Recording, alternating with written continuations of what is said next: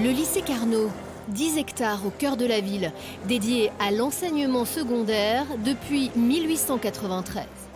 Sans surprise, l'espace y est organisé de façon militaire avec une cour d'honneur où on levait les couleurs chaque matin et un plan divisé en quartiers comme on le ferait dans une caserne. Un exemple typique d'établissement de la Troisième République dans une société qui n'a pas oublié que c'est le général Bonaparte qui a inventé les lycées et qui se prépare à affronter de nouveaux soubresauts de l'histoire. Nous sommes en 1893, exactement entre la guerre de 70 et la guerre de 14. Et ces générations-là avaient deux avenirs, si je veux dire, être l'élite de la nation et puis être surtout l'encadrement de l'armée qui ramènerait dans les bras de la France l'Alsace et la Lorraine qui nous avaient été arrachés en 1870. C'est le Dijonnais Arthur Chaudoué qui a remporté le concours d'architecture. Sa feuille de route, bâtir à l'époque le seul lycée du département capable d'accueillir 900 élèves en majorité interne. Des inscriptions rappellent qu'il lui a fallu imaginer bien plus que des salles de classe. C'est aussi l'époque de l'architecture métallique triomphante.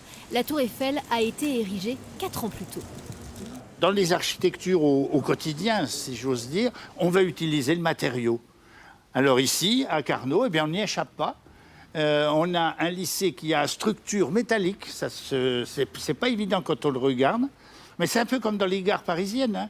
Vous voyez les façades, c'est en pierre, ainsi de suite, puis derrière, vous avez une architecture métallique fantastique. Au début, l'établissement n'avait pas de nom. On le nommait le Nouveau Lycée de Dijon. Il sera baptisé à la suite de l'assassinat du président Sadi Carnot. Mais c'est bien toute la famille Carnot qui est ainsi honorée. Une grande famille côte-dorienne qui a rendu à la France des services, si j'ose dire, dans le domaine de la science, dans le domaine de la politique, dans le domaine militaire. En près de 130 ans, de nombreuses personnalités alors élèves ont arpenté ces galeries. Le prix Nobel de médecine Roger Guillemin, le résistant Raymond Aubrac ou encore le comédien Jean-Pierre Mariel. L'histoire est ici partout dans ces photos de la guerre de 14-18 où on découvre le lycée transformé en hôpital militaire. Ou encore dans cette collection d'instruments de physique qui comprend cette machine générant de l'électricité statique. Elle fonctionne encore, hein, oui, au jour oui. d'aujourd'hui, voilà. Pour 108 francs. Pour 108 francs, on a fait une affaire, elle est encore 120 ans plus tard en parfait état. Voilà. Ah oui, on fait quelques petites...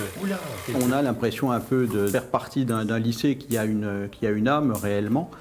On se surprend des fois à admirer encore les bâtiments, même au bout de 30 ans de carrière dans ce lycée. Je suis toujours admiratif d'une petite lumière qui apparaît sur un bâtiment, enfin de petits détails d'architecture, enfin de choses comme ça. Un lieu qui ne demande qu'à perpétuer sa riche histoire et pour cela, faisons confiance aux 2500 élèves accueillis chaque année.